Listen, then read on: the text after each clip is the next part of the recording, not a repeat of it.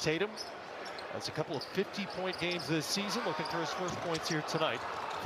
Derek White also in the game as well. And this Boston coaching staff loves having the versatility. As we see DeAndre Ayton go inside, what I was calling for him to do on a previous possession. But this Boston coaching staff, they love having the versatility of bringing Brogdon and White off the bench. They think they're vital to the team's success and the humbleness that they have.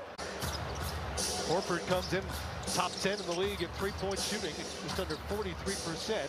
Ayton over the left shoulder again. And it was nothing but oxygen. Sometimes you gotta just get that first one out.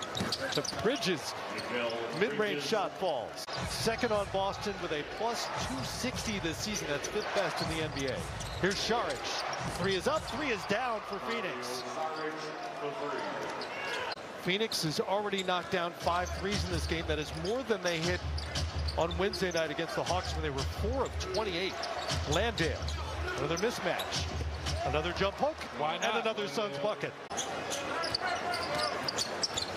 Suns have more assists than Boston has made buckets here so far. Chris Paul finally gets on the board. Tatum still stuck on a bagel. Landale again on White, and he flushes it home. Okay, Boston's going to have to do something different. The switching defense right now is absolutely getting them destroyed in the paint. I think Phoenix just has to keep throwing that ball inside. Me and Dennis Scott were talking in the break, and 3D thought the exact same thing.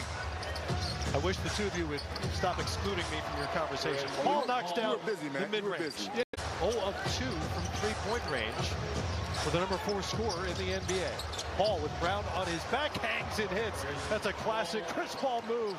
Really has been an evolution in Jason Tatum's game this season. You're seeing fewer of those ISO moments from Tatum and Brown. Paul heating up a little bit. He knocks down his first 3 of the night. Tatum looking for more. The top free throw shooting team in the NBA this season, just under 83%. Paul over Horford, got it. And Chris Paul has been making that move for a very long time. While winning games as teams in first place, I think that Jokic has to be the leader in the clubhouse for the MVP. Yeah, I would agree with that. It would be a third straight for Jokic, who had another triple-double last night. Brown rises and fires. Who was the last person with 3 straight MVPs? Larry Bird? Larry Bird. Larry Legend. Paul from one of his favorite spots on the planet. We talk about him being a possible MVP candidate. That's one of the reasons why. There's so many different levels to his game. We know he can score 30, but he can go out there and defend the way he just did in that last possession by Lee. That possession was a grease fire from Boston. There's so many different levels to his game. We know he can score 30, but he can go out there and defend the way he just did in that last possession by Lee. That possession was a grease fire from Boston, and it comes back the other way with a transition bucket for Phoenix. I get a vote, but I don't get a vote. We didn't say the last part, you did. Come on, man.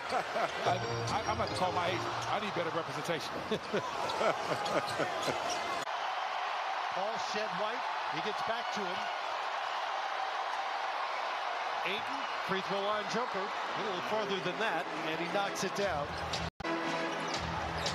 Closing in on 4 minutes to go here in the fourth. Tatum pass Wainwright into Saric, no whistle of any sort. And Tatum wants a foul right there.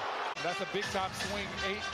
Tatum drives the lane, thinks he gets fouled, doesn't really get back on defense, and it ends up in Bridges getting a nice little layup inside. Brown to Williams, stripped by Paul. Suns have numbers. Bridges glides in, no.